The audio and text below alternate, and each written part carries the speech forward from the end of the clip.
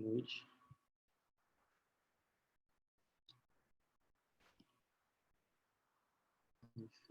E aí, pessoal? E aí, Luana? Tudo bom?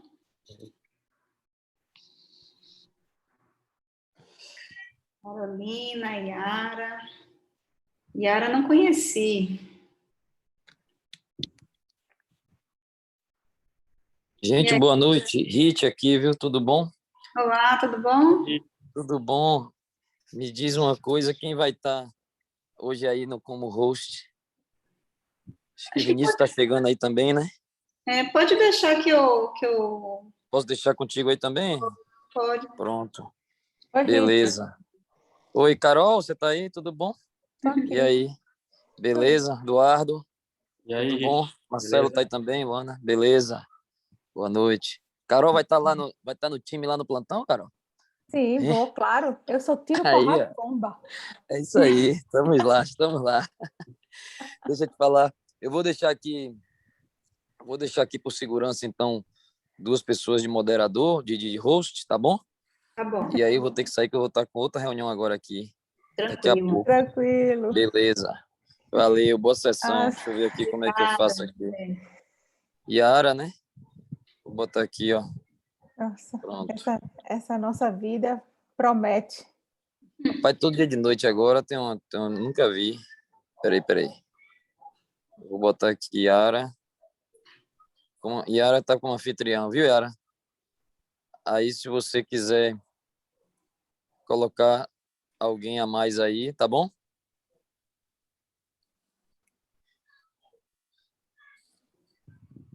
Pronto. E vou botar a Carol. Carol, vou baixar você também. Qualquer coisa você já mexe aí no... Viu? Então, bota a Loana, Rit. Luana tá aí também? Tá, a Loana tá Então, aqui. pronto. Ah, é Luana que tá aí? Então, É, peraí. Então, Luana, tô botando você, viu? Viu? Pronto. Tava aqui. Pronto. Obrigada. Tá aí contigo já, viu, Luana? Joia, combinado. Beleza. Boa Ok. reunião também. Valeu. Beleza, gente. Boa noite. tchau, Beleza. boa noite. E aí, pessoal? Só virtual por enquanto, né? Bom tempo, Quem né? tem coragem? Para mim 10 dias. Você tá de Covid, Marcelo? Tá? Não. Eita! Você tá bem? Acho que sim, D3. Tá pingando aí, né? Tô isoladão aqui. É. Você tá 20, tomando, tá 10 dando dias em 28 corticoide? metros quadrados. Oi? Você tá tomando um pouco de corticoide? Não, mas Luma não toma nada. Eu não Ai, tomo porra. Então, tomei ontem de pirona para febre, antistamínico para tosse e agora tomei um café. Mas eu tô até febril Fernanda aqui. tá Mas... bem? Hã? Fernanda tá bem? Ela teve há 3, 4 semanas atrás. Aí você não teve. poxa. Não, eu peguei agora. Ela Depois da isolou? segunda dose. Saiu de casa Hã? também? Ela saiu de casa? Eu saí de casa. Não, ela, quando ela teve também? Na ocasião, saí de casa também. A máquina lá em casa é imparável, não tem como, é mais fácil ela sair do que a máquina parar, não tem como. Aí ela foi para um hotel, a gente ficou de stand-by alguns dias, ver se aparecia sintoma, não apareceu nada. Ficou restringindo a circulação, trancou as crianças em casa e tal, e ficou boa. Aí agora eu apareci no primeiro dia, já estou aqui no hotel, me isolei. Aí, na verdade, eu não testei ainda não, porque febre, algia, tosse seca. Eu também tem que esperar uns diazinhos, senão também às vezes dá um problema. Não, eu até colhi aí, mas depois que eu recebi o scout hoje, eu marquei no Leme. Porque tá Avisa aí complicado. qualquer coisa, viu? Tá beleza. Tá beleza aqui. Ô, Marcelo, mas deixa eu te falar uma coisa. Os alívios dos sintomas com a prednisona é muito importante, viu? Fernanda tomou no primeiro dia. Tomou 5 Eu dias, tomei parou. os 5 primeiros dias, quando eu tive Covid. No 10º dia, ela voltou a ter febre, aí tomou de novo. Mas assim, você conversa com o infecto, a minha colega de turma fala, não tome, sim. porque pode, inclusive, aumentar a replicação viral. Eu vou ficar... Eu também, eu tenho mialgia. Mialgia, não vou tomar corticoide para melhorar a mialgia. Se você me mandar... Não, mialgia não era. Eu tomei para melhorar, assim, sintomas gripais, assim. Eu tinha Não, muita não tô, não. congestão, tinha muita Não. congestão, assim, uma Eu sinusite tive muito no primeiro forte. dia. No primeiro dia, tomei uma Allegra, não tive mais. Aí fica um tosse seco, um pigarro chato. Para mim, o pior vai ser ficar 10 dias em 28 metros quadrados. Aí eu quero ver se minha cabeça vai aguentar. É verdade. É Pegar verdade. videogame, pegar alguma coisa. Nada, computador, nem de TV eu gosto. Não tem cerveja, não tem nada.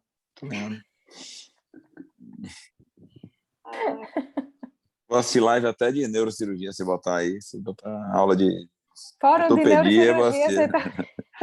Se botar a ortopedia estiver fora, aí eu vou entrar, qualquer coisa. Nossa, é dureza. Mas você sabe que lá, aqui em casa eu tive, e os primeiros 5 dias, como eu tive nos primeiros 15 dias da pandemia, eu não acreditava que era, entendeu? Os primeiros 15 dias, assim, da carne, foi logo no início de abril. Ano passado. Foi. Bem no começo. Aí eu achava que assim, não é possível não é possível que eu já estou com Covid, não é possível. Aí Alan fazia da infecção. Carol, não é possível, ninguém pegou, como que você vai pegar? Eu disse, eu também acho que é possível. Mas lembra que no início a gente entrava no hospital sem máscara, né? Aí, assim, então a gente tinha muitos pacientes que estavam chegando já, né? Rapaz, meu sócio, Eu você não fiquei conhece, Matheus? 5 dias em casa, normal, andando com meu marido, todo mundo dormindo junto. Quando Pegou, só eu. quando o cônjuge pega e você não pega, a primeira coisa que pensa é que o casamento tá ruim, né? O casamento não tá bom, não. Matheus, meu sócio, ficou 21 dias na UTI, grave, muito boa, bem ruim. Eu ia ver todo dia, tinha dia que eu esquecia, quando eu olhava, tava eu com a máscara lá, Nossa. normal, vendo ele. Lucas teve a gente operando no dia anterior dele testar positivo. Então, eu consegui correr até bem, um ano. Parceiro, Pois consegui escapar também. peguei assim, final de abril. Assim, última semana de abril. Bora ver, né? Beleza. Daqui a pouco, né? Com quem já está aqui, esperamos mais um pouquinho. Deixa eu ver, tem algumas pessoas que eu não conheço, né? Eu sou Luana, deixa eu me apresentar também, quem não está aqui, sou oncologista, estou no CAD Pulmonar agora há pouco tempo, São Rafael, Seon, e agora estou no CAD também. Yara, que eu não conheço, que está aqui, Bruna, Camila. Sheldon. Conhece, está aqui, Crislene. São todos da Nefro? Não conheço também Yara. Yara quer se apresentar? Não, eu fui estagiária aí da carne pulmonar e agora eu sou residente de transplante. Ah, que legal. Que bom. Bem-vinda. Obrigada. Muito bem. Bruna Rafaela, Crislene, Ana Rita. Não conheço. Só conheço o Sheldon. Tá aí, que é do grupo dos meninos, da urologia. A Bruna enfermeira, ó, tá aqui na... Deixa eu ver aqui. Enfermeira nefrologista do ambulatório de transplante renal do Hospital Dom Pedro de Alcântara de Feira de Santana. Legal, Bruna. Ah, sim. Então, eu trabalho com meus colegas Túlio, Gildásio e Fernanda. E Yara residente aonde? De São Paulo, da Unifesp. Ah, legal, que legal. E você fez nefra onde, Yara? Aí? Não, eu sou de farmácia, não sou médica. Ah, legal. Então, da equipe do Dr. Hélio. Por aí. Muito bom. Joia. Tudo bem, Sheldon? Oi, tudo bem? Como vai? Tá no consultório ainda? Tudo em paz? Estou no consultório ainda. Tudo direitinho. Trabalhando aqui. Marcelo está no estaleiro, aí tem que trabalhar por dois aqui. Isso mesmo. Caramba. Pois é, gente. É igual purpurina, né? Que a gente está falando aqui. Passou, colou, né? Meu Deus. Mas vamos torcer para que a vacina em breve imunize melhor. Se a polícia bater no lockdown, você que paga esse negócio no chão. Olha o toque de recolher, viu, rapaz? É isso mesmo. Pessoal, vamos começar então, mas se alguém entrar depois, acho que a ideia é a gente ficou sob minha responsabilidade, a gente tem essas sessões uma vez por mês, da oncologia e hematologia, né? E eu faço mais a parte de tumores urológicos e me pediram para organizar essa sessão, e aí eu falei, puxa, é só falar de novo, né? Câncer de próstata, câncer renal, assim, especificamente. Aí surgiu essa ideia de falar de transplante, né? Que tem uma interface interessante, né? De câncer e transplante, tem várias coisas para a gente discutir. Então, quem vai estar à frente aí também conversando, vai ser bem informal, né? A gente pode interromper, somos poucas pessoas, a gente pode ir interrompendo, discutindo. Eduardo vai falar um pouquinho, Carolina. Eu preparei só uns slides mais para guiar a gente na discussão. Deixa eu abrir aqui. Cadê minha tela aqui? Antes de começar, acho que vou até tirar o compartilhamento aqui. Antes, eu queria ouvir um pouquinho de Eduardo, de Carolina, antes da gente falar até dessa interface aí na oncologia, a rotina, né? Primeiro até de Carolina, assim, como é, Carol, que o paciente está lá, então, com rim em fase final, né? Doença crônica em fase estágio final, está dialisando. Como é que esse paciente é encaminhado para a fila de transplante? Quando ele é um candidato, quando ele não é um candidato? Como é essa logística? Onde é que está essa fila? Está numa nuvem? Como é essa fila do transplante? Na verdade, é o seguinte, a maioria dos pacientes que chegam para a gente, né, ou são pacientes que a gente já está acompanhando, que tem uma doença renal crônica e chega no estágio mais avançado da DRC, que é o estágio 5 da doença renal crônica, né, com clearance menor do que 20.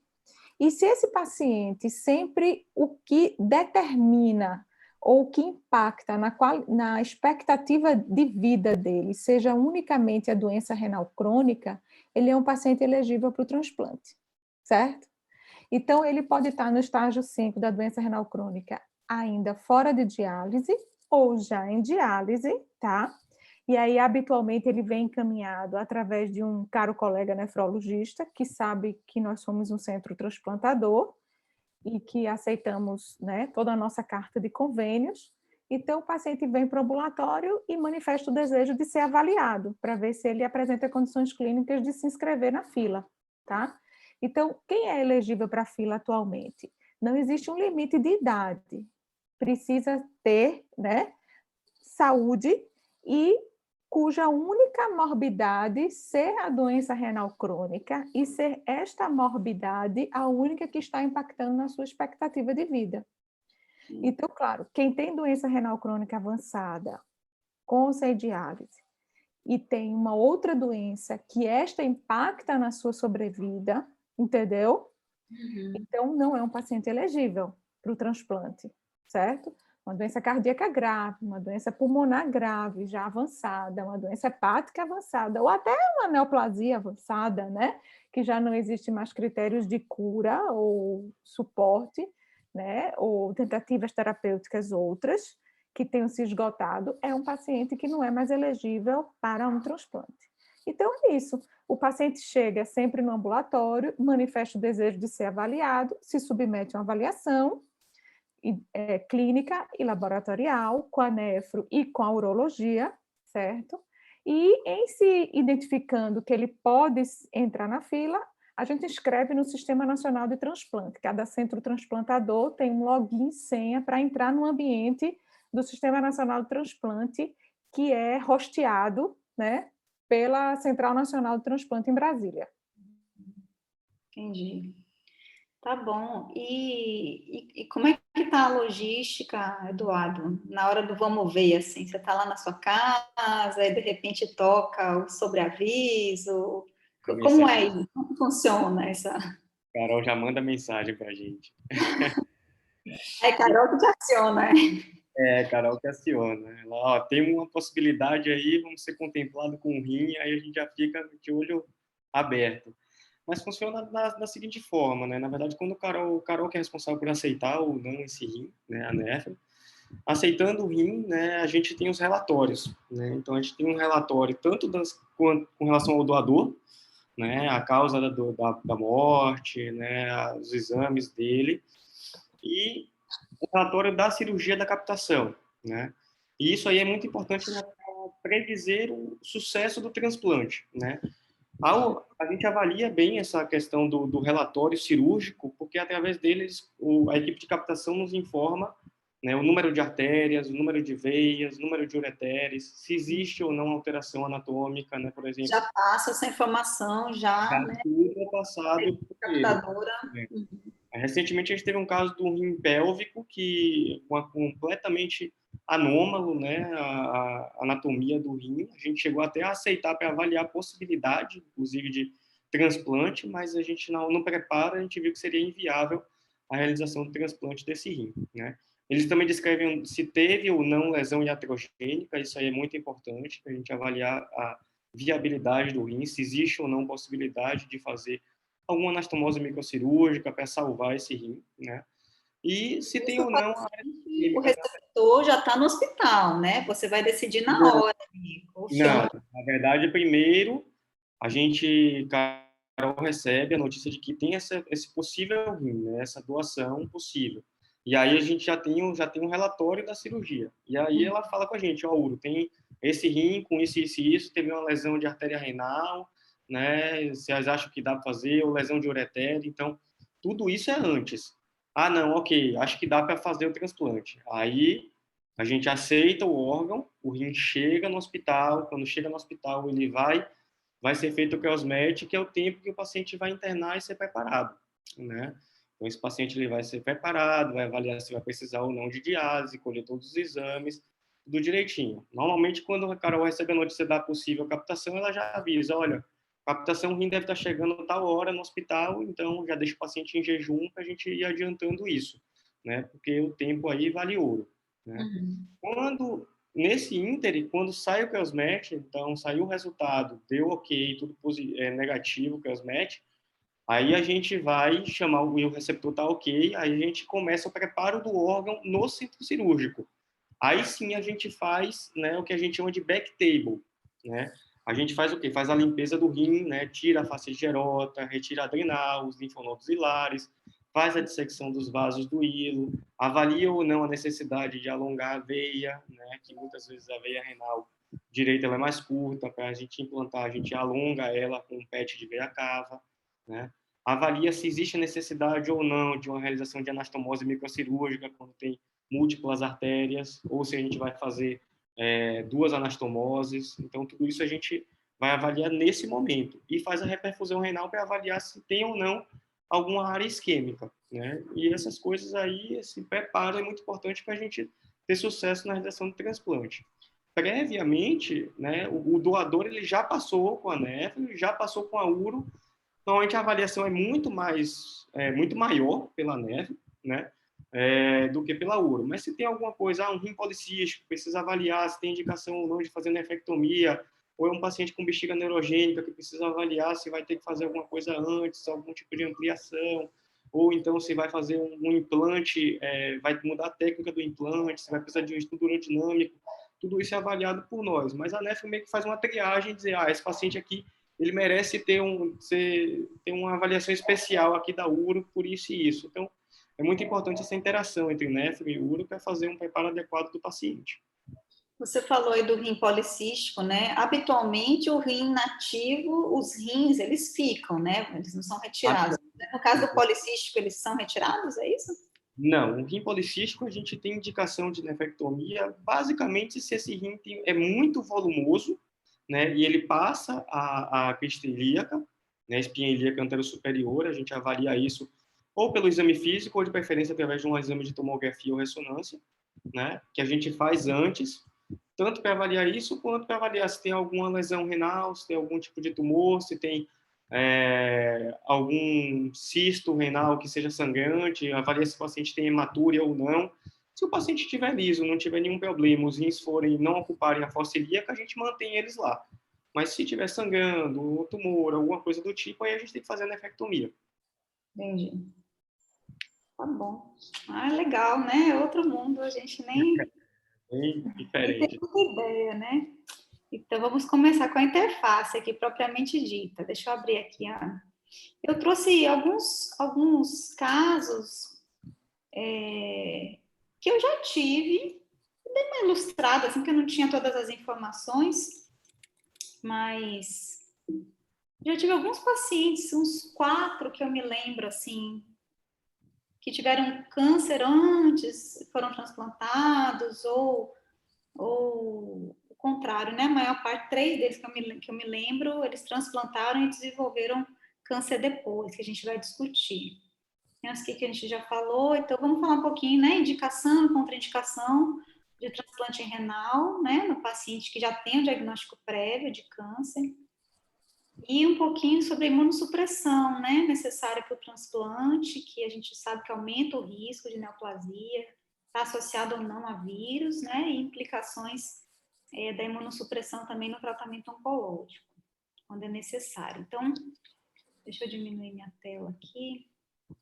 Então, esse caso 1 é o paciente que eu tive, que eu acompanhei no Santo Isabel, na época que eu estava lá. Então, paciente masculino, 20 anos, diagnóstico de doença renal crônica em diálise há 2 anos. Ele era da pediatria, então eu não peguei na época que ele teve um linfoma de Hodgkin, de mediastino aos 8 anos, acompanhou até os 15, depois perdeu o segmento. Quando ele voltou para o hospital, já com 18 anos, né, ele tinha apresentado um quadro, a família refere uma virose respiratória aos 17 anos, e cerca de um mês depois começou com um quadro de edema de membros inferiores, urina espumosa, hipertensão, parece uma síndrome nefrótica, ele fez alguma coisa, tentado manejo no interior, ele já foi admitido em Salvador, 2 meses após esse quadro, já em anasaca, urgência dialítica, e acabou não recuperando função renal, né? Ficou em diálise, e aí ele foi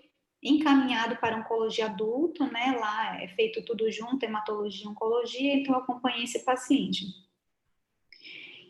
Bom, esse é um caso, então, é um paciente que já tinha um rim terminal em diálise já há 2 anos, né, sem possibilidade de recuperação, e esse histórico de neoplasia na infância, já há muitos anos, né, 12 anos depois, e aí, esse é um caso até bem, não muito difícil para a gente definir que ele pode ou não fazer transplante, né, mas e nos casos em que a gente vê, assim, pouco tempo, né, quando o paciente tem uma neoplasia e por algum motivo ele desenvolve doença renal crônica e, eventualmente, diálise e possibilidade de transplante, quando esse paciente vai ser um candidato. Vamos falar um pouquinho sobre isso, e depois o caso 2, a gente já pode pegar o gancho aqui, e eu não estou conseguindo passar aqui. Então, assim, discutir um pouquinho, né, o paciente com história prévia de câncer, se ele pode receber, quando, quais os critérios para a gente escolher. E aqui que é uma coisa que a gente vê cada vez mais, né? É um tumor urológico, mas a gente tem outros também. Então, paciente, por exemplo, com câncer de próstata de muito baixo risco, em vigilância ativa, e que eventualmente pode precisar de transplante, né? Ele seria um candidato, essas duas situações podem coexistir, né? Ou ele necessariamente precisa ser tratado, mesmo podendo continuar em vigilância do ponto de vista oncológico, né? E aí a gente tem outras neoplasias também mais simples, né? Tumor de tireoide, mesmo recidivado, né? Uma doença que você trata às vezes anos e anos com iodoterapia, o paciente fica bem, então será que vai ser sempre uma contraindicação, né? Aí gostaria que Eduardo, se Carolina quiser falar alguma coisa, se Eduardo puder contribuir com a gente aí nessa questão, claro. né? Câncer, quando vai ter uma indicação e quando vai ser uma contraindicação, né? Sim. Nesse primeiro caso seu, Lorna, é um caso bem interessante, né? Um caso raro, assim, raro, né? Na verdade, uma criança que teve um linfoma Hodgkin, foi? Na infância. Um linfoma Hodgkin na infância, e perdeu o segmento e depois abre um quadro de síndrome nefrótica. É até algo, a gente até... Claro, depois ele chega com 2 anos já em diálise. Mas quando um paciente que tem antecedente de linfoma Hodgkin, qualquer tipo de linfoma, abre um quadro de síndrome nefrótica, a primeira coisa é a gente excluir que o linfoma não esteja ativo de novo em algum lugar, né? Mas tudo bem, ele já chega com você com 2 anos de diálise, então você parte do pressuposto que ele já não estava mais ativo, né? O Isso, linfoma. quando chegou, ele foi investigado, ele chegou a passar Sim, imagino. pediátrica, depois no retorno, e eles já encaminharam para a gente, assim, para manter um segmento, né? Que já era adulto. O linfoma está dentre as neoplasias que apresentam maior chance de recidiva no pós-transplante, tá? Tanto o linfoma associado a vírus, né? Quanto os linfomas não associados a vírus de uma forma geral. Então, realmente, é um dos tumores que pode retornar, né? Que pode recidivar, que pode recorrer, vamos dizer assim, né? Que pode recorrer depois do transplante, está entre os que mais recidivam, e manter a atenção. Eu acho que, por ser um indivíduo de 20 anos, em que a doença renal crônica, o impacto na sobrevida dele é muito maior do que se fosse um indivíduo de 70 anos, com linfoma. Vamos dizer, um indivíduo de 70 anos que chegasse com linfoma e está tratado há 2 anos, vamos dizer assim, desse linfoma. Eu não sei se transplantar agora faria muita diferença em você aumentar a expectativa de vida desse senhor de 70 anos. Mas o menino de 20 é indiscutível, né? E se ele reúne critérios de remissão da doença, tá? Eu acho que sim, ele é elegível, mas sempre mantendo a vigilância, porque ele pode recidivar os tumores, se não me engano, eu vou mostrar uma tabelinha, mas o linfoma, se não me engano, tem 8 vezes mais chance. Acho que é 8 a 5 vezes mais chances de retornar em pacientes que são transplantados do que pacientes que não são transplantados. Por exemplo, alguém que teve um linfoma e não transplanta, não se submete à imunossupressão, e aquele que teve um linfoma e lá na frente vai ser submetido à imunossupressão. Então, tem chance alta. Eu acho que é a vigilância, né? E a possibilidade de poder tratar depois. Mas eu acho que realmente no menino de 20 anos não tem o que se discutir, eu transplantaria, tá? Eu me inscreveria na fila do transplante e ficaria atenta, né? Alerta. Quanto tempo vocês, oncologistas, apresentam de critério para um paciente que fez um tratamento com linfoma Hodgkin? Qual é o tempo para dizer assim, eu tenho uma doença em remissão? Olha, é aquele número mágico de 5 anos, né? Assim como algumas doenças, como câncer de mama, Hodgkin não, Hodgkin é uma doença agressiva, curou, sabe? Às vezes até menos, às vezes 3 anos, se recidivar, ela recidiva mais precocemente. Difícil a gente ter um linfoma agressivo, como Hodgkin, que não se é para recidivar, ele vai recidivar lá 5, 7 anos depois, é difícil. Já a gente tem algumas doenças, tem alguns tipos de câncer de mama, por exemplo, que são super agressivos, que a gente sabe, um câncer de mama triplo negativo. Se ele não recidivar em 3 anos, a paciente está curada. Apesar de ser super agressivo, mas não vai recidivar depois. Já um que tem um receptor de estrógeno positivo, ela pode recidivar 10, 12 anos depois. É raro, mas pode, né? Mas o Hodgkin não. O Hodgkin, ele certamente está curado, a não ser que ele desenvolva outra doença, né? Aí, então, essa informação que eu vou pedir a vocês sempre no pré-transplante, porque se é um indivíduo que chega para mim com 20 anos com essa história, eu vou perguntar, quem é seu oncologista? Ah, fulano. Aí faço uma carta para o caro colega, perguntando, ele está em critério de remissão para você da doença? Já está naquele período de critério, por exemplo, 3 anos que você deu para o Hodgkin, né? Beleza, então, para mim ele é elegível, entendeu? A transplantar. Você quer completar alguma coisa, Eduardo? Na verdade, assim, não existe, na verdade, um número mágico, né? Uma diretriz, um consenso de, esse câncer é tanto tempo. Existe uma diretrizinha ali do Canadá, uma recomendação ali do pessoal do Canadá, que eles falam de alguns intervalos de contraindicação absoluta, né? Principalmente com relação a tumores que estão ativos ou metastáticos. né? Ou então próstata, né? Falando mais da minha área, próstata localmente avançado ali, que é contraindicação ao transplante, né?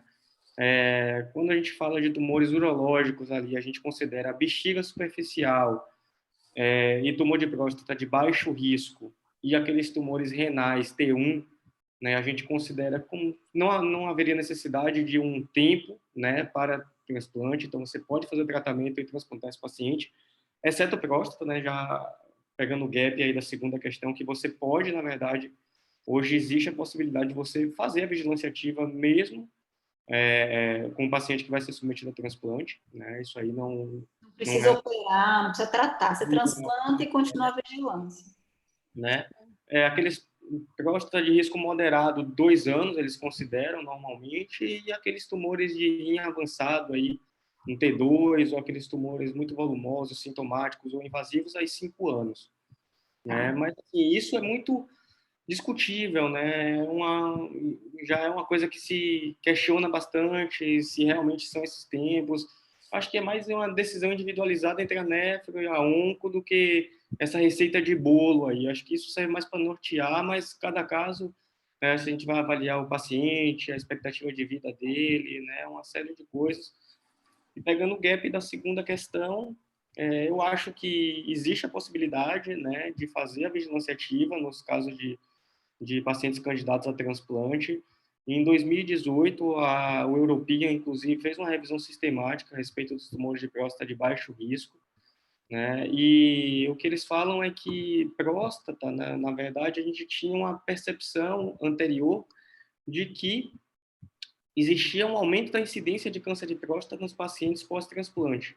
Mas isso eles atribuem depois ao fato de que o screening aumentava, né? Então a gente começava a fazer mais screening, pedir PSA, fazer investigar, e aí se investiga associado ao aumento da expectativa de vida de pacientes mais velhos sendo transplantados, a gente vai realmente encontrar mais doença, né? Então eles chegaram a preconizar eventualmente a realização, a contraindicação de qualquer transplante em tumor urológico ativo, só que para isso a gente necessitaria de fazer biópsia para todos os pacientes que serão submetidos a câncer de próstata, a transplante, né? Todos os pacientes acima de 50 anos teriam que fazer biópsia. Isso aí, obviamente, não A vingou. gente sabe que vai achar um monte, né? Pacientes assintomáticos, então vai ser caótico isso. Que não tem doença clinicamente significativa, que vai ser transplantado. Então, se a gente parte da ideia de que esses pacientes não precisam fazer biópsia, que a gente pode fazer o transplante, sem nenhum tipo de investigação adicional, obviamente que aqueles pacientes que têm muito baixo risco, a gente pode fazer o transplante e manter a vigilância ativa, né? Eles chegaram, inclusive, a fazer um questionário com quase 70 centros nos Estados Unidos, avaliando a opinião de cada centro, né, dos urologistas quanto à conduta nesses casos de câncer de baixo risco, né? E o que eles preconizaram foi que quase 90% faz o acompanhamento somente com PSA, né? 45%, quase a metade deles recomendava tratamento com a prostatectomia como o melhor tratamento, e quase 70% eles achavam que a vigilância ativa era uma opção viável nesses casos. Então, assim, eu não vejo por que não fazer, entendeu? Se a gente não biopsia todo mundo, se a gente não faz uma investigação detalhada em todos, com ressonância e biópsia, não vejo por que contraindicar vigilância ativa. Entendi. Eu achei interessante, eu nunca tinha parado para pensar no tumor urotelial, né? Que é mais tricky, né? Porque apesar de tem muita recidiva mesmo no que é superficial, né? E recidiva em ureté, assim, ou segundo, às vezes em ureté, e é aquele ureté que ficou do rim nativo, né? Isso talvez tenha que ter uma vigilância um pouquinho mais. Não tem um estudo, um prospectivo randomizado, a gente nunca vai ter esse estudo, né? Então Uma a gente vai quantidade de paciente para acompanhar e dizer. entendeu? Então a gente sempre vai ter viés nisso aí. Então vai ser uma coisa que vai muito mais da decisão da equipe, né, de transplante junto com a oncologia, do que uma diretriz que quer que seja, entendeu? Tá bom. A pandemia afetou o serviço aí de alguma forma? De quê? De transplante? Transplante. Sim, com certeza. Para você ter uma ideia, nos últimos 15 dias, mais de 70% dos pacientes em morte encefálica apresentam PCR Covid positivo. Então, os rins são descartados. Os rins só não, né? Fígado, tudo. Você não pode transplantar um paciente com PCR positivo. Sim, com certeza. No Brasil todo. No Brasil todo. E quando é isso, são os hospitais extremamente lotados, né? Não tem Os nem... hospitais extremamente lotados. Então, está bem difícil. Bom, isso que Eduardo comentou foi legal também, porque eu lendo agora, né, para essa aula da gente, eu também vi que o câncer de próstata, ele não tem a sua incidência aumentada no paciente transplantado, né? Eu não sabia disso, não. Mas, então, de fato que o paciente que teve já um CA de próstata e está curado, e está em diálise, ele não tem mais chance desse CA retornar só porque ele vai ser transplantado. Entendeu? Ele tem a chance que ele já carrega do fator de risco pelas características histopatológicas ou clínicas do tumor dele, né? Que ele teve. Mas não pura e simplesmente porque ele vai ser imunossuprimido.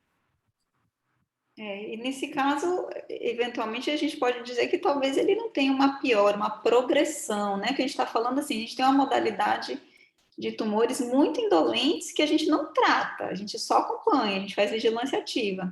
Então, talvez um paciente, mesmo com doença em atividade, ele seja candidato ao transplante, né? E aparentemente não há uma piora, uma progressão dessa doença ativa, né?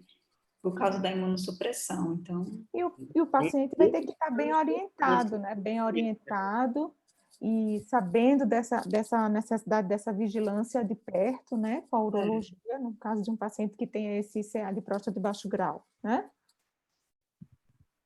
Isso mesmo. Tá bom, vamos voltar aqui para os nossos... Pronto, desse aqui que a gente discutiu.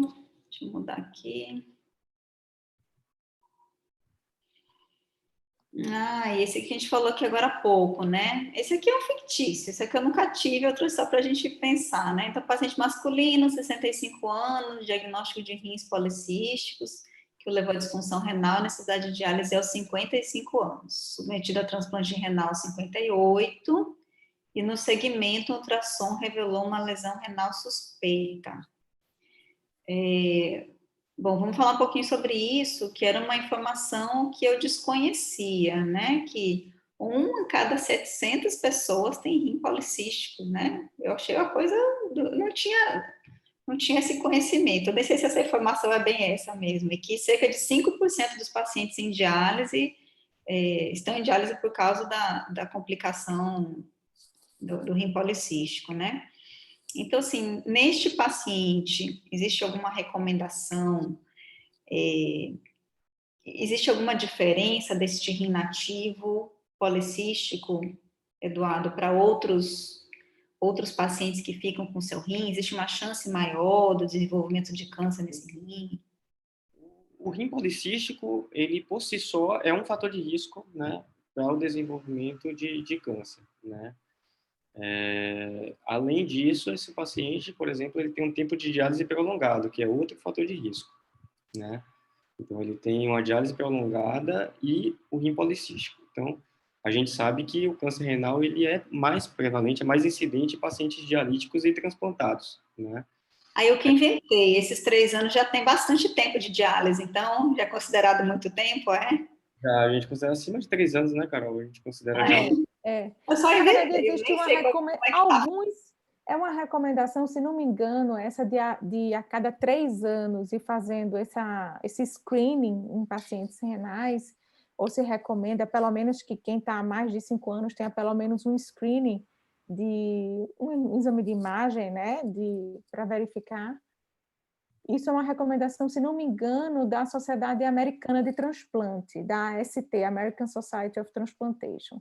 Claro que talvez não tenha um grau de evidência tão grande, mas pode até ser uma opinião ainda, né? Ou só uma sugestão, e não uma recomendação forte. Mas realmente tem alguns que recomendam, né? Algumas sociedades que recomendam essa vigilância. No caso de um paciente com rim policístico, eu concordo totalmente com o Eduardo. Eu acho que a vigilância duplica, né?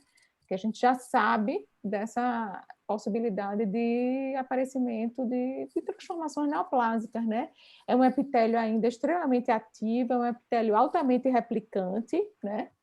E precisa ficar realmente de olho. Nos outros pacientes transplantados, não há necessidade de ficar fazendo acompanhamento com ultrassom, com A nada gente disso. acaba fazendo ultrassom, não a busca de neoplasia, tá? Mas uma rotina anual, um transplantado sempre faz um ultrassom Doppler, uma vez por ano sempre faz, para a gente avaliar se tá, como é que está índice de resistência vascular, né? Se está tudo Jeito e o nativo. se tem formação de cisto, sim, o rim transplantado, uma vez por ano ele sempre faz. Aquele paciente que está estável, creatinina de 1, transplantado. Mesmo assim, uma vez por ano ele sempre faz um ultrassom, para a gente avaliar aspecto de qualquer coisa, hidronefrose, se está vindo alguma coisa sintomática, formação de microlitíase, cistos renais, a gente sempre faz. Claro, se tiver um motivo para fazer, aí vai fazer mesmo, mas mesmo sem motivo, a gente sempre faz.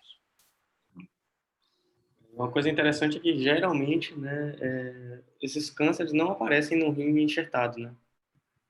Não aparecem no enxerto. Eles, habitualmente, são no rim nativo. Nativo, É.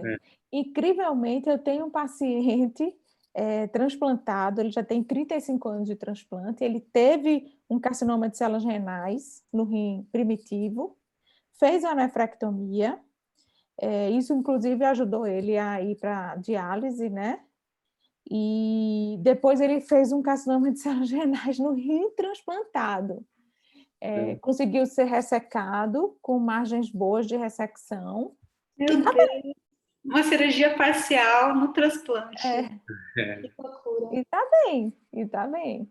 A creatinina aumentou, né? Claro, porque você remove parênquima renal filtrante, mas tá lá, tá vivo. Já esse segundo carcinoma de células renais faz 2 anos. Faz 2 anos. Interessante.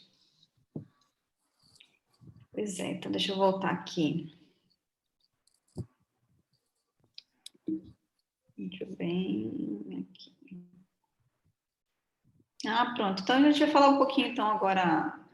Carol preparou uns slides, né? Vamos falar um pouquinho sobre a imunossupressão após o transplante, como é o esquema, como é que funciona, se ele é personalizado, se é mais intenso no começo, e se isso tem relação com a possibilidade do desenvolvimento de neoplasias depois, né?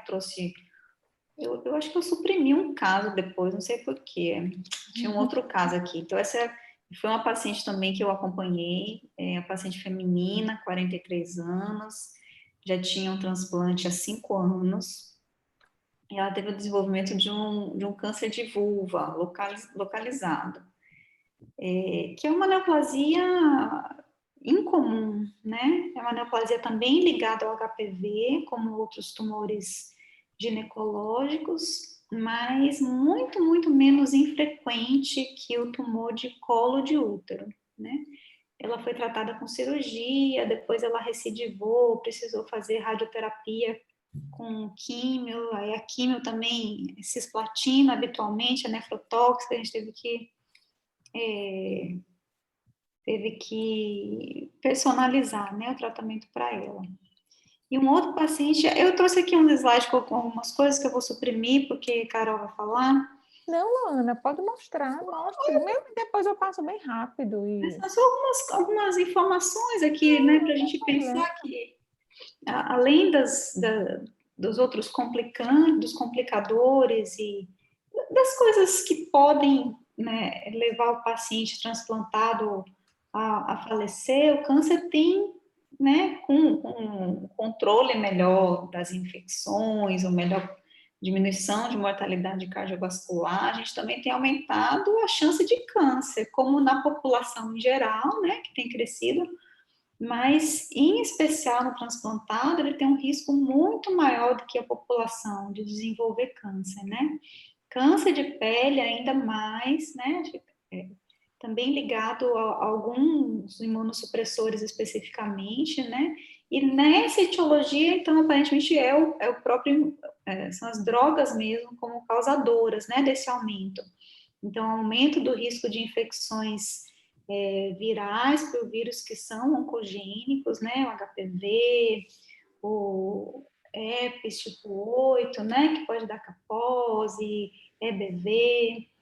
Com os imunossupressores também a gente tem um escape, não sei se tem algum dano direto ao DNA ou se é só mesmo essa mudança do ambiente imune, né, que pode, o nosso sistema imune, ele está o tempo todo ali interagindo com células neoplásicas que surgem, tentando suprimir essas células, então talvez tenha esse escape, né, essa modulação do sistema imunológico faça com que as células neoplásicas fiquem mais escondidas, né, vamos dizer assim, mais fáceis de escapar do sistema imunológico, com isso o maior desenvolvimento e muitas vezes mais agressivos, né, tumores mais agressivos. Então a gente tem uma taxa de mortalidade no transplantado que tem câncer maior que nos pacientes que não são transplantados, né? E acho que a mesma coisa a gente pode dizer, o paciente transplantado que desenvolve câncer também tem uma maior mortalidade do que aquele que não desenvolve.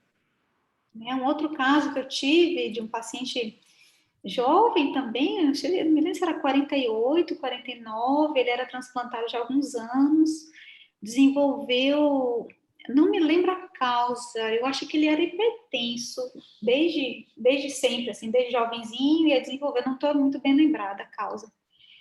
E ele desenvolveu uma neoplasia de cólon, já descobriu o estágio 3, então assim, já tinha comprometimento de linfonodos, foi operado, fez uma adjuvância, assim, quimioterapia aos trancos e barrancos, porque ele fazia muita neutropenia, ele tinha linfocitose, fazia neutropenia, a gente conseguiu ajustar com a nefro dele os imunossupressores, usava 2, a gente reduziu para 1 e a gente conseguiu terminar. Acabou a adjuvância no primeiro exame de estadiamento, já cheio de doença metastática. Ou seja, a quimioterapia não fez nem cosquinha para a doença, né? Na primeira linha de paliativo, ele fez um ciclo, aí evoluiu com ciência hepática, foi uma catástrofe, uma doença muito agressiva, não tinha história familiar, então a gente vê que, sabe, se fugiu totalmente, assim, do que a gente vê habitualmente, né? Que é possível que tenha esse envolvimento. Eu vou tirar aqui a minha apresentação. Carol, aí você pode... Ah, você quer que eu pegue a minha? Você quer que eu abra? Eu tô com a sua aqui também, se quiser. Eu tenho aqui. Ah, tá. Pronto. Vocês estão vendo? Aham. Pronto. Na verdade, obrigada, Loana, né? Eu não sei se a gente já se cruzou na cardiopulmonar, mas obrigada pelo convite. Obrigada, meus amigos e colegas urologistas, Eduardo, Lucas está aí, Sheldon, Marcelo e os demais, que eu acredito que se não estão aqui é porque estão no batente, né? Obrigada, Loana. Então, a proposta era a gente trazer uma discussão rápida, né, sobre essa interface da nefrologia com a oncologia e que tem crescido muito, né? Cada vez mais, a gente sabe que pacientes com doença renal crônica, eles têm mais chances de desenvolver neoplasias, assim como os pacientes que têm neoplasia têm mais chances de desenvolver a doença renal crônica, né? Seja porque são pacientes mais idosos, com comorbidades, como hipertensão e diabetes, ou também por uso de, às vezes, alguns tipos de terapias nefrotóxicas, mas que foram imprescindíveis para você induzir a remissão da doença, né? Nos próximos 10 anos, né, acredita-se que a principal causa de mortalidade nos pacientes com doença renal crônica, que é a doença cardiovascular, né, acredita-se que as neoplasias vão se equiparar em termos de incidência e prevalência, né, dessas doenças nos pacientes com doença renal crônica, quer seja o paciente em tratamento conservador, quer seja o paciente de diálise, quer seja o paciente transplantado, que não deixa de ser um DRC, né? A gente utiliza muito essa nomenclatura de CIR, né, que é a estandardização, na verdade, da razão de incidência, né, estandardizada. que ele chama que é razão de incidência estandardizada, que é como se fosse a prevalência, né? A gente sabe que na doença renal crônica, o CIR, que é o número de casos observados de neoplasias sobre o número de casos esperados, que nada mais é do que comparar com a mesma população geral para idade e sexo, mas que não tem a doença renal crônica, nos pacientes renais crônicos isso chega a ser quase, né, 2 vezes maior, né, essa é a incidência de neoplasia. A neoplasia mais prevalente dos pacientes em diálise no pré-transplante é a neoplasia renal, a neoplasia do trato urinário, como o Eduardo colocou, e a neoplasia de tireoide, tá? A triagem universal para esses pacientes renais crônicos em diálise é muito questionável se ela é custo-efetiva, tá? Porque muitos dessa triagem convencional pode trazer risco de infecção ou até precipitar um evento cardiovascular. Eu falo isso no caso da colonoscopia, que a gente tem um screening universal para a população, né, depois dos 50 anos. Então, não existe um trabalho ainda que mostre que isso é custo-efetivo no paciente renal crônico. No entanto, por não ter essa evidência, a gente também não se abstém de não fazer nada, né? E, habitualmente, o screening de neoplasia nos pacientes DRC em diálise segue o mesmo screening de recomendação da população geral, para colo de útero, para mama, para colo e para próstata, tá? O carcinoma de células renais, né, por ser o mais prevalente dos tumores nessa população em diálise, há quem recomende esse ultrassom para todos, para quem tem mais de 3 anos em diálise, mas para aqueles pacientes que têm doença renal policística do adulto, apesar de não ter ainda uma evidência de um trabalho, existe uma sugestão, né, que se realmente se monitore mais de perto. Vocês querem comentar alguma coisa? Como diz mais ou menos o que a gente foi conversando ali ao longo dos casos, Isso. é bem condizente mesmo. Então. No pós-transplante renal, né, a incidência de malignidade no pós-transplante renal, vocês vejam que é depender da coorte, né, dos registros que a gente tem. Os maiores registros são da Austrália, do Canadá e dos Estados Unidos, tá certo? São os melhores e maiores registros que nós temos. Então, vocês vejam que a incidência, né, de casos novos de transplante em pacientes já transplantados, né, oscila aí entre 2 e 3 vezes maior do que a população geral, tá? Aquele CIR, né? Aquele índice que eu falei. É claro que existem neoplasias que podem ter uma prevalência até maior, né? E como é o caso aqui, talvez nem sei se o colo retal tem maior também do que a população geral, porque aqui é o CIR, tá? Aquele índice quando se compara com a população geral. Assim como o câncer de pulmão e o linfoma não Hodgkin, que é, como eu falei, é quase 8 ou 9 vezes mais frequente na população transplantada. Mas quando a gente vai para câncer de próstata e câncer de mama, nas principais coortes aí, ó, Austrália, Estados Unidos e o Canadá, a gente vê uma prevalência muito parecida com a população geral, como a gente havia comentado, tá? O transplantado, como Luana comentou, ele agrega um perfil de risco um pouco maior, a gente ainda não tem como escorificar isso, né? Trazer um score. Isso também não nos deixa desconfortável, né? Eu acho que nefrologia, urologia, oncologia nos permite, a gente tem tantas indefinições que a gente vive com essa indefinição, né? E muitas de nossas condutas do dia a dia. Mas não por isso a gente não deixa de tomar uma atitude ou ponderar, né? É ótimo se a gente pudesse ter os trabalhos que nos trouxessem mais segurança, né, nessas decisões, mas a gente não tem. Então, a gente tem que seguir em frente, nos dar as mãos e caminhar, né? Eles carregam realmente um risco habitual inerente à população geral, além de carregar o risco habitual, ainda tem os imunossupressores, infecções virais, quer sejam primo-infecções ou infecções latentes, e se eles já carregam um antecedente de neoplasia prévio, né? ou no período pré-diálise ou no período da diálise. Então, tudo isso provavelmente vão começar a surgir estudos ou dessas coortes prospectivas, tá? Que a gente viu aí, principalmente Austrália, Canadá, Estados Unidos, com certeza vão vir estudos nos próximos anos falando, tentando estratificar o risco, né, da prevalência de algum desses fatores e qual que vai ter o maior impacto e o maior peso.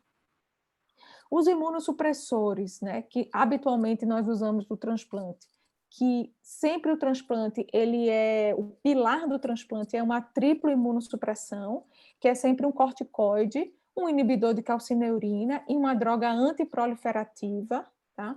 Hoje em dia tem crescido muito também o esquema de inibidor de calcineurina com inibidores da mTOR, tá? Que é uma enzima intracitoplasmática do linfócito, que diminui a replicação de clones de linfócitos T selecionados ou ativos por uma célula apresentadora de antígeno, certo?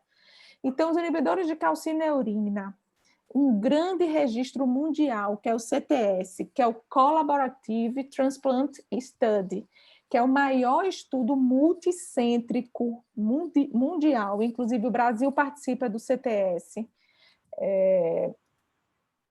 principalmente com o Hospital do Rim, que é um grande centro colaborador do CTS, cujo host do CTS é comandado pelo Opels, na Europa. Ele é o maior registro prospectivo de transplante, tá? E o CTS mostra para a gente que realmente, aqui, ó, pelo CTS, a gente tem 2 vezes mais chance de desenvolver linfoma quando o paciente usa um inibidor de calcineurina. Então, a gente tem que ficar alerta. Das drogas antiproliferativas, que é a azatioprina e o micofenolato, que são inibidores da replicação, eles inibem da fase G1 para S no ciclo mitótico do linfócito T. Existe aí até quem relate uma redução do risco de neoplasias com o uso dessas drogas, principalmente os registros do OPTN da UNOS, que são os registros americanos, e o registro CTS, que é o Registro Mundial de Transplante. O mTOR, os mTORs, que são o sirolimus e o everolimus, durante muito tempo, os sirolimus, os estudos mostravam uma redução de até 40% nas chances de desenvolver neoplasias em coortes de pacientes que utilizavam sirolimus. No entanto, o CTS não mostra diferença entre o uso de um ou outro, talvez porque essas drogas estão aumentando ainda em número de pacientes que estão em uso, vamos dizer que nos últimos 5 anos vem aumentando, mas ainda não é tempo suficiente para a gente ver incidência de neoplasias, né? É um tempo muito curto ainda, e é possível também que talvez esse efeito dos inibidores de mTOR tenha sido atenuado pelo uso dos inibidores de calcineurina. Os inibidores, os mTORs, vieram para o transplante renal com a promessa de ser um poupador do uso do calcineurina, né? Ou seja, você iria usar o mTOR para não usar calcineurina. O que a gente chegou à conclusão que quando você usava ele sem esse daqui, era terrível. Você tinha taxas de rejeição altíssimas e rejeições muito graves, né? Então, os mTORs chegam aí no mercado e cada vez mais eles são utilizados com inibidor de calcineurina. Se isso é um efeito que acaba atenuando esse efeito protetor da neoplasia, só o tempo vai falar para a gente. E os inibidores das moléculas coestimulatórias da célula apresentadora de antígeno por linfócito T, que é o belatacept, apresenta um risco aumentado de PTLD, que nada mais é do que doença linfoproliferativa pós-transplante, que nada mais é do que uma neoplasia de linfócito T ou de linfócito B, que com muita frequência está associada ao EBV, ao Epstein-Barr, nos pacientes transplantados. Os vírus, né? Existem os vírus como primo-infecções ou vírus como infecções latentes. Primo-infecções, eu digo que é aquele paciente que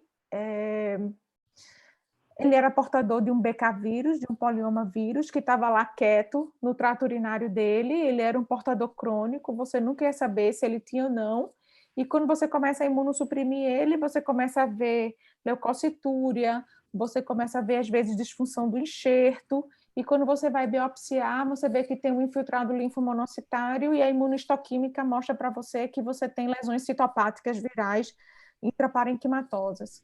Paralelo a isso, você pode encontrar tumores uroteliais, tá? Tanto de ureter quanto de bexiga, em esses pacientes portadores de polioma, e isso pode piorar muito depois do transplante, né? Ou aqueles pacientes que já trazem infecções latentes, era um paciente que já era portador de vírus B e foi infectado por N motivos, ou um portador de vírus C que já estava em diálise e foi transplantado, a gente vai estar sempre tendo que fazer rastreio para CHC, né, que é carcinoma hepatocelular. Pacientes com herpes vírus 8 que carregam uma incidência bem aumentada, né, de sarcoma de Kaposi. Pacientes com HTLV, que carregam chances de desenvolver a leucemia célula T. Pacientes com HPV, como a Ana chamou a atenção e mostrou um caso clínico dela. Além do câncer de colo, de ânus, de pênis, de vulva, de vagina, orofaríngeo, né? Inclusive, eu tive uma paciente que tinha HPV num câncer de pulmão, tá? Que precisou fazer ela desenvolveu uma lesão num lobo, fez uma lobectomia de pulmão e foi identificado na hibridização a presença do HPV e ela também teve um carcinoma de vagina, não teve de colo do útero, mas teve de vagina, e associado também ao HPV. E o Epstein-Barr vírus, que está associado ao linfoma Burkitt e ao linfoma Hodgkin, e as doenças linfoproliferativas, né? E os carcinomas nasofaríngeos, na verdade, por conta do tecido linfóide que a gente tem muito nessa região. Então, sempre que o paciente for portador de um vírus, a gente vai ter que ficar atento, porque ele realmente pode carregar uma predisposição a desenvolver. Chamando atenção ao herpes vírus 8 e ao Epstein-Barr, cujos vírus são extremamente sensíveis à imunossupressão, ou seja, quanto maior a imunossupressão, mais você aumenta a chance desse vírus, dessa replicação viral, gerar uma lesão neoplásica. Ter um antecedente de neoplasia no passado, curada, né, com critérios de cura, aquele paciente que teve na pré-diálise ou na diálise, ele curou da neoplasia, ele transplantou. Será que esse paciente carrega para a gente mais chances de desenvolver neoplasia? Isso foi uma pergunta interessante, e isso aqui está nessa meta-análise aqui, pessoal, publicado no Nephrology Dialysis and Transplantation, de 2018. É uma meta-análise muito legal. Então, ele pegou todos os trials que avaliaram pacientes que tinham tido uma neoplasia, pacientes que foram avaliados, pacientes que tinham neoplasia pré-transplante, ok? E eles foram ver se apresentar uma malignidade de novo, se eles carregavam ou não chance de apresentar uma malignidade de novo. E sim, eles tinham 2 vezes mais chance de apresentar uma malignidade de novo, tá certo? Quando eram transplantados. A mortalidade geral é 50% maior, também nesses pacientes, quando eles não desenvolviam ainda, mas eles carregam, né, essa mortalidade maior por ter tido já um antecedente de neoplasia, assim como mortalidade associada à própria neoplasia, quando apresentam recidiva. Aí vocês vejam que a mortalidade realmente é 3 vezes maior, né? A mortalidade associada à recidiva da neoplasia nesta população. Mas aí vocês vejam também que o número de estudos reduz bastante quando ele faz a análise e o N também de pacientes se reduz bastante, né? Veja que a gente ainda falta compreender ainda, né, muita coisa do que acontece nessa população. A condução desses casos é extremamente individualizada, né?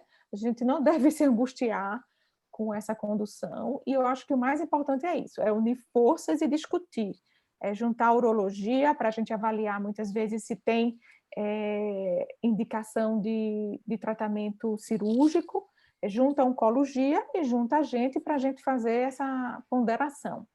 Sempre a gente recomenda reduzir os imunossupressores nos casos de PTLD e capose, cujos vírus, o EBV e o herpes vírus 8, está muito associada à sua replicação, ao crescimento tumoral e à imunossupressão. E ele sugere considerar redução também nos casos de tumores que são mais prevalentes nessa população, tá? Que são aqueles tumores que a gente colocou lá, linfoma, pulmão, né? Que tinha lá naquele outro slide, cólon retal, que tinha um pouco, basicamente o único que sai fora um pouco, que não tem a sua prevalência mais aumentada, é próstata e mama, nessa população. Mas rim, trato urinário, linfoma, capose e coloretal, se possível, sempre tentar reduzir um pouco a imunossupressão. Considerar a troca de associação, por exemplo, se você usa um inibidor de calcineurina com um antiproliferativo, você pode ou trocar o inibidor de calcineurina pelo Emitor e manter o antiproliferativo, sabendo que isso pode carregar um risco de rejeição, tá? Isso você tem que levar em consideração também qual é a expectativa de vida daquele paciente com aquele tumor. Se ele tiver uma expectativa de vida muito curta, porque o tumor é muito grave e muito agressivo, de repente não vale a pena você diminuir a imunossupressão, porque você vai aumentar o risco dele entrar em diálise e, imagine, já tem uma doença grave e vai desenvolver uma uremia numa situação calamitosa, né? Então, mesmo que ele seja elegível para uns cuidados paliativos, mas esteja em acompanhamento clínico, você tem que pesar isso daí. Os inibidores checkpoint, que são drogas muito utilizadas, acho que Loana vai saber mais falar do que eu, né? Eu nunca vi nenhum paciente utilizando, mas que são drogas que se utilizam como coadjuvantes nessa imunidade celular de linfócito T contra tumores, que é o anti-PD1 e o anti-CTLA4. São drogas que não são totalmente contraindicadas, mas que têm que ser utilizadas no paciente transplantado com muita parcimônia e com muito tato, né, e monitorização, porque, como eles aumentam a imunidade celular, existe o risco de induzir rejeição no rim transplantado, tá? Mas não existe ainda uma contraindicação formal. As drogas são as novas vedetes, né, da oncologia, que justamente é aquela questão, né, que sempre se perguntou por que é que o nosso sistema imunológico não reconhece alguns tumores como estranhos, né, e ataca, os linfócitos atacam essas células estranhas. Então, esses inibidores, eles justamente agem aumentando a expressão e a exposição de alguns receptores. Então, assim, vamos dizer, potencializando o sistema imune contra os tumores, mas também os efeitos colaterais desses remédios, os principais efeitos, são o desenvolvimento de algumas doenças autoimunes, né? Porque você deixa seu sistema, seus linfócitos T ali a todo vapor. Então, imperativos, justamente você pode ter essa interferência aí no próprio enxerto, né? Isso. Mas não são contraindicados, tá? Não são contraindicados. Já começam a haver relatos de casos publicados no PubMed de pacientes transplantados que necessitaram do uso de inibidores checkpoint e com boa evolução, com má evolução e com boa evolução também. Tudo é avaliar caso a caso, né? E ir discutindo. E a triagem no pós-transplante? O paciente transplantado, como é que a gente vai fazer essa triagem, né? Esse screening para neoplasia? Até no paciente que não tem antecedente de neoplasia. Será que muda um pouco esse screening? Basicamente, não muda o screening. A única coisa é que existe uma recomendação, uma sugestão pela Sociedade Americana de Transplante, é que os pacientes com câncer de colo de útero, né, comecem a fazer o Papa Nicolau, né, o PAP teste, a partir dos 21 anos, tá certo?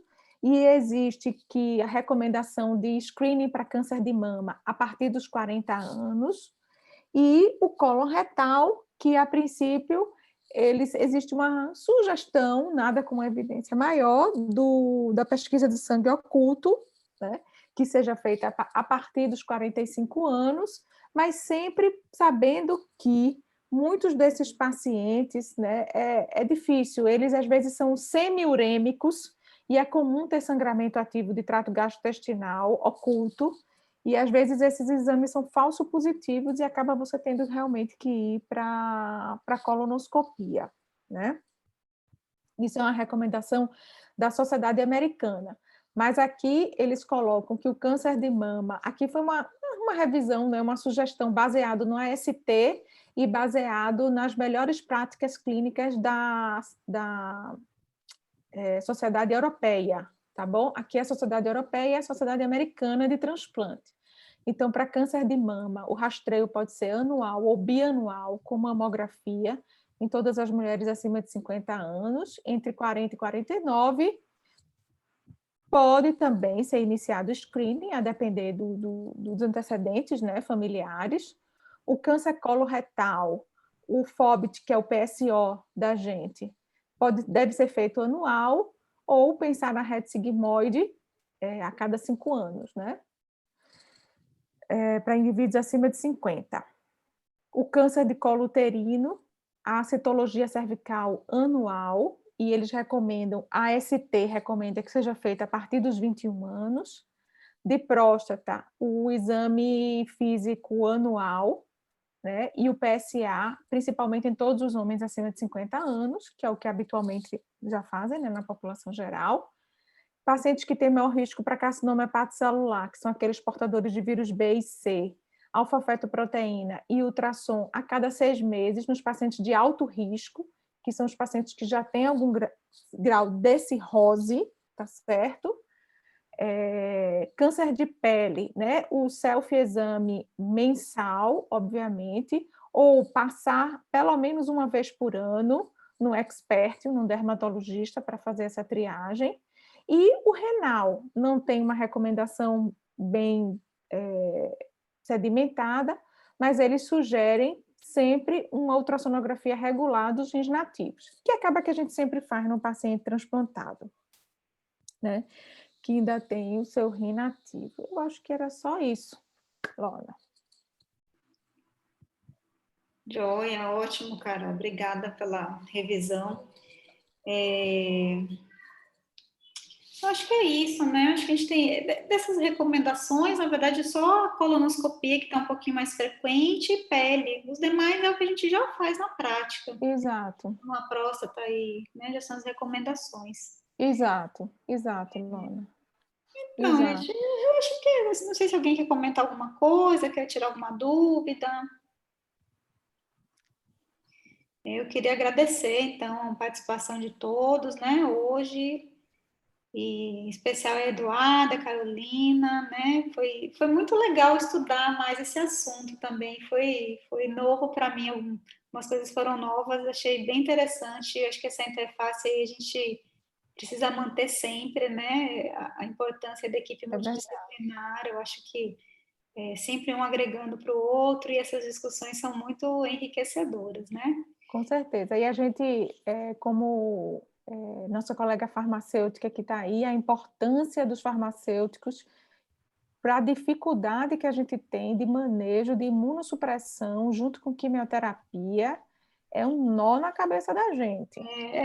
Eu nem trouxe muito isso também, tem a questão, né? Aquela paciente de colo de vulva, depois ela recidivou, e o tratamento para os SECs, né? Para os espinocelulares de trato genital e ânus, é cisplatina. Cisplatina na veia. E cisplatina já sabe, né? Nefrotóxico, né? E aí, pronto, a gente acabou usando uma outra medicação, que é capecitabina, que ela também é compatível, assim, ela estimula, a ideia é sempre potencializar o efeito da rádio, né? Então, a capecitabina também tem essa propriedade, a gente acabou utilizando para ela. Teve uma recidiva, um bloco linfonodal, assim, em região inguinal, que não foi operada, ela acabou fazendo quimio e radioterapia. Então, tem essas questões também, né, de drogas nefrotóxicas num paciente transplantado, tem a questão desses imunossupressores, que é, às vezes, difícil para a gente utilizar, né, eu não tive muitos pacientes em tratamento, mas esse mais recente aí de cólon foi super complicado, ele fazia Ele tinha uma neutropenia, assim, relativa, ele fazia uma linfocitose, que até falei, meu Deus, será que ele está desenvolvendo alguma outra coisa? Mandei ele para hematologista também, a gente conseguiu colher, fazer qual foi o exame? Foi um exame da hematologia que colhe do sangue periférico, ele tinha um monte de célula NK, né, natural killer, então, super confuso, assim, o caso, mas é isso, acho que é muito importante mesmo a gente Deve ter feito uma síndrome hemofagocítica. Ai, não sei dizer. Pode ter feito, que são casos catastróficos em 90 e tantos % dos casos. Pois é, esse paciente foi bem complicado, ele progrediu super rápido e faleceu em pouco tempo. E eu acho que é isso, a gente tem que ter essa interação, né? Porque a gente, ainda bem que a gente tem transplante, né? Ainda bem que a gente pode mudar a sobrevida desses pacientes, e a gente tem que entender as complicações aí também que podem acontecer, e essa interação vai ser sempre, sempre muito boa, né? Eu agradeço muito a participação de vocês, os comentários, as contribuições, e aí, qualquer coisa, estamos aí para novas discussões. Lucas está aí, quer fazer alguma consideração? Não, achei assim, a reunião sensacional, aprendi muito aqui escutando e muito boa, viu? Parabéns aí para o Eduardo, Carol, Luana.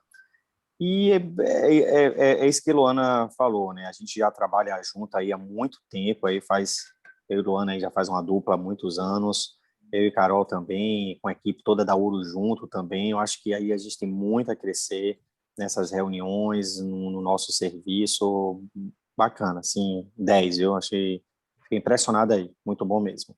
E Eduardo aí que ajudou a organizar, de estar presente, conversando aí, que é o nosso homem do transplante aí também, bacana, Eduardo, parabéns. Valeu. Obrigado, Luana, pelo Obrigada, convite. Eduardo, obrigado, Lucas, obrigada, Luana, e as nossas colegas aí, a enfermeira, a farmacêutica, é muito importante, todo mundo junto.